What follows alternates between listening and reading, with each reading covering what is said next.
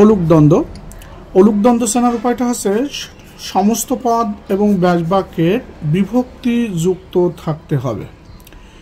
অর্থাৎ সমস্ত পদ আর ব্যাসবাক্যে যদি বিভক্তি যুক্ত থাকে তাহলে সেটাকে অলুক দ্বন্দ্ব বলা হয়।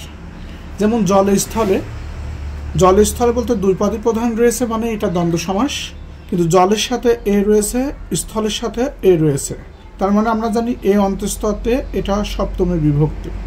আবার ব্যাসবাক্যতে আমাদের জলের সাথে এ রয়েছে, আবার স্থলের সাথেও এ রয়েছে, অর্থাৎ কি এটাও কি সপ্তমী বিভক্তি।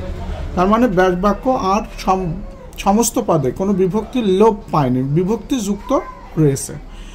তাহলে যে দ্বন্দ্ব সমাসের সমস্ত পদ এবং ব্যাসবাক্যে বিভক্তি লোপ পাবে না তাকে কি বলা হয়? অলুক দ্বন্দ্ব বলে। যেমন হাতে পায়ে, হাতের সাথে এ রয়েছে, আবার পার সাথে অন্তঃস্থ এ রয়েছে, তার মানে এখানে সপ্তমী বিভক্তি রয়েছে। আবার ব্যাসবাক্যেও সেম বিভক্তি যুক্ত রয়েছে, তার মানে হাতে ও পায়ে এটাও কি হবে? অলুক দ্বন্দ্ব। ঘরে বাইরে, ঘরের সাথে এ, বাইরে বাহিরের সাথে এ যুক্ত রয়েছে, এখানেও বিভক্তি রয়েছে সপ্তমী। আবার ব্যাসবাক্যেও বিভক্তি রয়েছে কি? সপ্তমী। তার মানে ব্যাসবাক্য সমস্ত পদে বিভক্তি যুক্ত রয়েছে বলেই এটা কি হবে? অলুক দ্বন্দ্ব।